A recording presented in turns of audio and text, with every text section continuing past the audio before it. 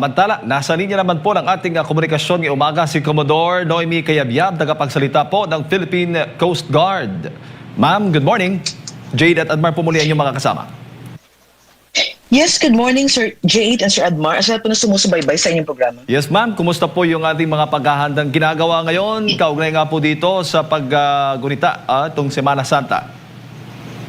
Yes, Sir Jade and Sir Admar, naka-full alert status po ang Philippine Coast Guard. Simula po yan ng Sabado at magtatapos po hanggang April 5. Yan naman po ang naging direktiba sa ating Pangulo na siguraduhin po ang kaligtasan at seguridad po ng ating mga biyahero. So meron po tayong inilagay na mga passengers assistance desk po yan sa lahat po ng pantalan. Kasama po natin ang PPA, Marina, Philippine Coast Guard Auxiliary, kasama po yung ibang law enforcement agency para po umalalay sa ating mga biyahero kung sila po ay merong katanungan sa kanilang mga biyahe. And of course, magbigay po ng mabilis na emergency medical assistance kung kinakailangan. At sa direktiba po ng aming commandant na si Admiral Ronnie Indovan ay pinapaigting po natin ngayon yung pagkakandak ng ating pre-departure inspection sa lahat po ng barko, ensuring po na lahat po ay seaworthy to sail at wala po tayong pasasakayin ng mga pasahero na lagpas po sa kapasidad ng barko. Tayo rin po ay may inilunsad na programa, Sir Jade and Sir Admar. Ito po yung tinatawag po natin na isumbong.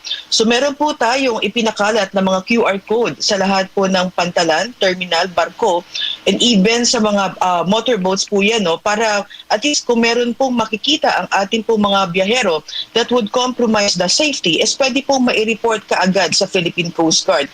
Kasama po dyan, Sir Jade and Sir Admar, kung meron po sila nakikita na sa tingin nila ay sobra yung bilang ng pasahero na at wala po sa manifesto at mga kahina-hinalang kargamento at kung sa tingin po nila ay wala pong safety briefing na itinuro kung saan ang lokasyon po ng life jacket at paraan ng pagsusuot nito, ay pwede po nilang isumbong dito sa or electronic sumbong ng Philippine Coast Guard.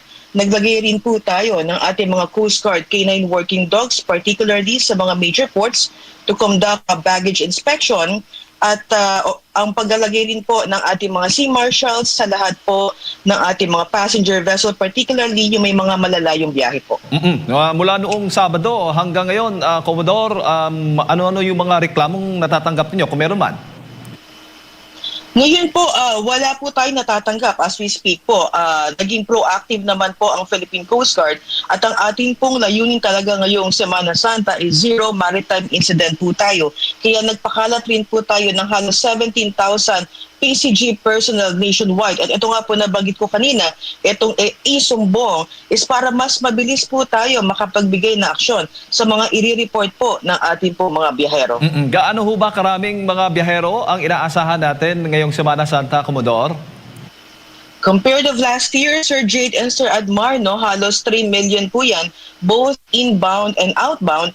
Pero yung pagsisimula po natin nung Sabado hanggang kahapon, although ng weekend, medyo significant po yung increase, halos 25. Pero kahapon po, hanggang sa nagtapos po itong ating monitoring, ay halos hindi po ganun kalaki. 0.84 lang po ang itinaas. Last year, sa ganitong araw po, no, halos 1,027,000 passengers ang ating po na monitor, and kahapon nakapagtala po tayo ng 1,035,772. So not that significant and not that higher, pero we will be expecting po mamaya or bukas na posible pong dagsain din po ang ating mga pantalan. At malaking factor siguro ngayon, Commodore, yung patuloy na pagtaas ng presyo ng langis. Ano ho ba ang dating po niyan para sa mga biyahero sa monitoring po ninyo? Well, based po sa mga reports na natatanggap po natin sa iba't ibang stations po natin nationwide, although tama po kayo, medyo meron po tayong challenge ngayon pagdating po sa presyo ng crudo sa merkado, pero based po sa interview natin sa iba pong mga pasahero, since it is anticipated na po na bakasyon or pag-uwi, no? So medyo hindi pa rin po naging factor yung laki po ng presyo natin, no? So nakita po natin dito sa area po actually ng Central Cebu, no, kung saan marami pong tourist destination nitong weekend. Ito po yung medyo malaki po ang naitaas na bilang po natin ng pasahero. Ano yung mga pangunahing pantalan o mga pantalan pong na monitor po ninyo ngayon na may marami pong mga biyahero? Pila-pila po. Well, hindi po ganun kahaba yung pila kasi ang ine-expect po natin dyan is posible po na ngayon o bukas po talaga magsisiuwian itong ating mga kababayan kasi again, meron pa pong trabaho ang iilan. But based on our monitoring simula po nung Sabado hanggang kahapon ay ang Cebu, Iloilo at ang Southern Tagalog. Yan po ang medyo significant po yung number compared with other districts na minomonitor po natin. Opo. At nabanggit po ninyo kanina yung limitasyon ng mga dadalhin, no, ng mga biyahero po natin, Commodore, nasa gaano ho ba karami dapat ang kanilang dadalhin? Ha? Bilang paalala, payo na rin sa kanila bago sila pumunta sa kanilang mga probinsya. Well, una-una, yung prohibited items po natin dyan is wag po sila magdadala ng mga flammable and explosives. Again, lahat po ng pasahero at mga bagahe ay dadaan po yan sa layered security inspection po natin. I mentioned that we are deploying our Coast Guard K9 working dogs. And as to your question po, kung gano'n lang po ba talaga kadami. So, for us to be more comfortable sa pag-uwi po natin is yung sakto lang din po, no, na kaya rin po nating dalhin. Although, nabanggit ko po kanina, ang iilan po is ito po yung opportunity nila na para makauwi sa kanilang mga probinsya. But again, as I mentioned po, lahat po ng ating bagahe ay dadaan po lahat yan sa masusing security inspection. At yung paano din ninyo tinitiyak na hindi po magkakaroon ng overloading doon po sa mga sasakyan pandagat? Well, I always mention this, Sir Jade and Sir Admar. Pag maritime safety, if you're talking about maritime safety, it is always a shared responsibility. Hindi lamang po ng mga law enforcement agency, hindi lamang po ng shipping company, kasama rin po ang kooperasyon ng ating mga pasahero. So kaya tayo naglagay po na itong programa natin, itong isumbong natin is parang we request the passengers to be more vigilant as well at i-report po kaagad sa Philippine Coast Guard o kahit sa anong law enforcement agency kung meron po silang nakikita na kahina-hinala sa kanilang mga biyahe. Bago ko pa ipasa kay partner Admar, Commodore, nagre-report ho ba yung mga pantalan kaugnay ng bilang po ng mga pasaherong sumasakay po doon sa mga bangka o barko? Well, meron po tayong nakakalat na ating mga Coast Guard personnel. I mentioned po halos 17,000 and halos 352 ports po nationwide ang ating minomonitor.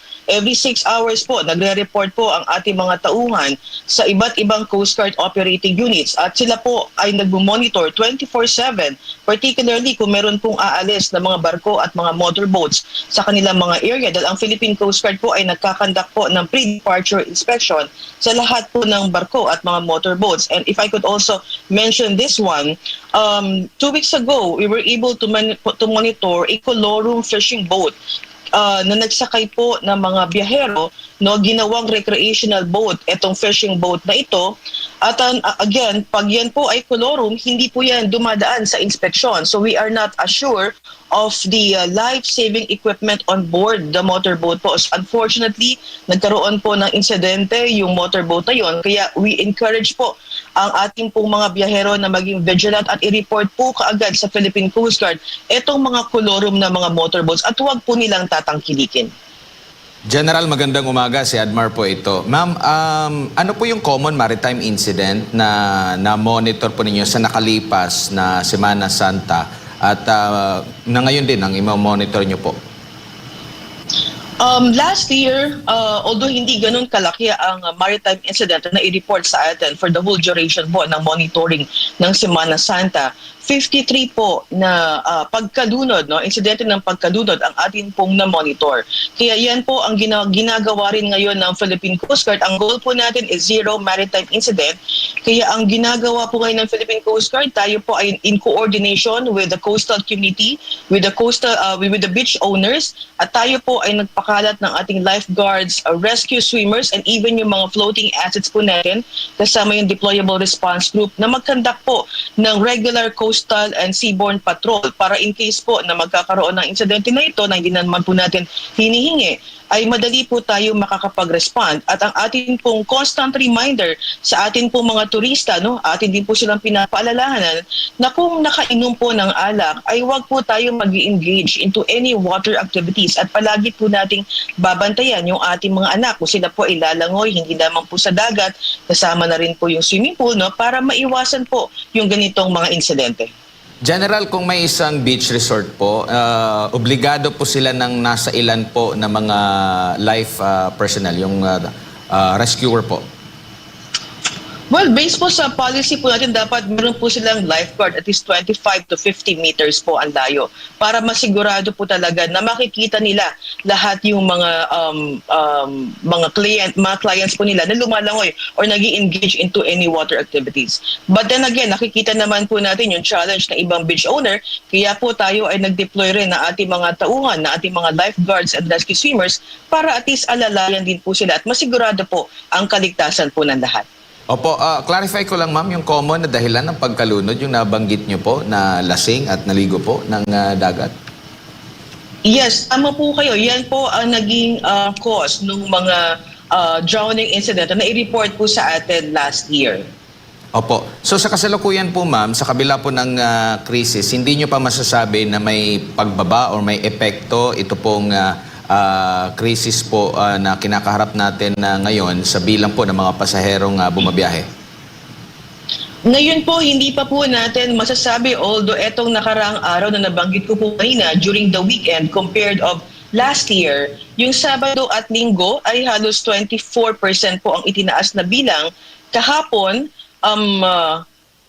total of that, kahapon is halos 0.84 lang po ang itinaas. So hindi po ganun ka-significant. We will be checking mamaya and hanggang bukas po kung dadagsain pa rin po yung ating mga pantalan kumpara yung bilang po na na-monitor natin last year. Opo, sa monitoring nyo po ma'am, ano naman po yung common na isinasangguni, nilalapit po ng taong bayan sa Philippine Coast Guard kung meron man sa kasagsagan po ngayong Semana Santa? Well, pagdating po sa Passengers Assistance Help Desk po na naitalaga po natin dyan sa lahat po ng mga major, lahat po ng pantalan. Una, kasi since may mga medical teams naman po tayo, dahil medyo mainit po ang panahon, usually yung pagkahilo po. So yan po ang usually inire-report sa atin. Kaya naglalagay rin po talaga tayo ng ating mga nurses and medics sa lahat po ng mga pantalan po natin. Kaya ngayon po meron na rin po tayo, mas pinaigting po natin yung ating programa dahil hindi naman po lahat makakapunta sa ating mga help desk kung meron po sila mga katanungan. Kaya naglagay na rin po tayo ng ating sumbong or electronic sumbong. Meron po yung QR code. So i-scan lang po nila at i-report po nila at madali po natin mapupuntahan itong mga nirereklamo po na atin pong mga biyahero. Opo, maliban po sa mga maritime incident na minomonitor po ninyo, ngayon na peak season po muli, ano pang mga klase ng krimen ba sa loob po ng mga barko ang common din na namomonitor nyo po? Well, pagdating po doon sa, hindi pa po nagsisimula itong offline biyaheng ayos. Meron din po tayong nahuli o na-apprehend ng mga individual na naglalagay rin po ng mga illegal drugs sa kanilang mga personal na mga baggage. So again, nabanggit ko po kanina, lahat po yan ay dadaan po sa masusing inspeksyon. So na atin po itong nahuli at na-turn over na rin po natin sa concerned authority po. Opo, and ang pakikipag-ugnayan naman sa Philippine Coast Guard sa pag-asa, sa kasalukuyan, maganda naman yung panahon at hindi magiging banta sa biyahe ngayong season na ito po, General. Yes, tama po kayo. So since wala po tayo nakikitang weather disturbance for the observance of our Holy Week, so nakikita po natin yung posibilidad na talagang dadagsain din po ang ating mga pantalan. Dahil again, mostly na nakita po natin last year din, no, ang medyo malaking porsyento po is yung mga lugar na may mga tourist destination po. Kaya ngayong nakaraang 3 araw ay halos ang nakita po natin na medyo malaki po ang bilang ay ang Cebu, Iloilo at kasama po yung Batangas. Opo, may iba lang po ako ng topic, General, no? Lalo na ngayong panahon ng krisis. Nito mga nakalipas na mga buwan siguro, meron kayong mga nahuhuli din na nagpupuslit ng langis. Pag ganito bang krisis, meron bang posibilidad din na may magpupuslit muli ng mga langis? Kasi nakikita ko rin sa mga accomplishment ninyo, meron din kayong mga nasasabat po ng mga kontrabando. Yes, posible po yan. Kaya ang naging direktiba rin po ng aming commandant na si Admiral Ronnie Hilgoban is paigtingin po ang pagkakandak ng seaborne patrol. So although meron po tayo nagiging limitation ngayon pagdating po sa fuel, pero again, ang topmost priority po ng Philippine Coast Guard is ang pag-deploy po ng ating mga floating assets at magsagawa po hindi lamang po ng ating security patrol, kasama po yung pagkasagawa ng ating search and rescue. So kasama po yan sa binabantayan po ng Philippine Coast Guard. Ayan, siguro, Ma'am Noemi, yung mensahe na lamang para sa ating mga kababayan, yung best advice po ninyo, lalo na po, dapat, anong oras ba dapat silang nasa pantala na kung sila babiyahe, sakay po ng mga barko, mga bangka? Yes, so ang atin pong reminder sa atin pong mga biyahero, no? So una-una ay bumili po tayo ng maaga ng ating ticket. Pumunta po kayo ng maaga sa mga pantalan, no? Particularly kung ang pantalan po ay medyo maraming kinikater ng mga pasahero. Like for example, yung Batangas. So at least 2 to 3 hours po kasi I mentioned kanina, all the passengers and baggages will be subjected for security inspection. And wag po tayo magdadala ng mga prohibited items, no? Katulad po ng mga flammable, explosives, yung mga matutulis na bagay na pwede po maging antala po ng ating biyahe. At sa mga sasakay po ng mga motorboats or mga motorbangkas, ay palagi po tayong sumunod sa mga instruction, particularly sa pagsuot po ng ating mga life jacket. At again, we strongly advise po na wag po tayong tatangkilik at i-report po kaagad sa Philippine Coast Guard yung mga kolorum ng mga motorbangka na magsasakay ng mga hindi otorisadong pasahero at kargamento.